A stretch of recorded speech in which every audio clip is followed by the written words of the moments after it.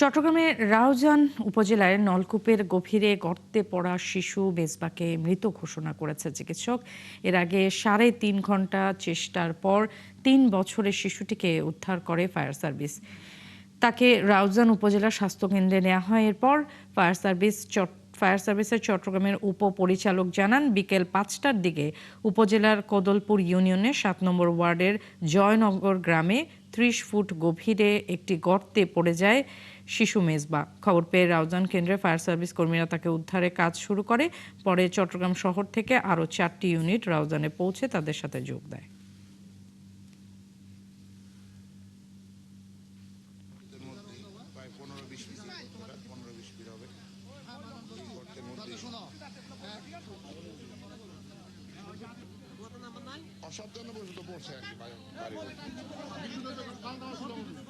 না না না, কদলপুর ইউনিয়নের জয়নগর গ্রাম।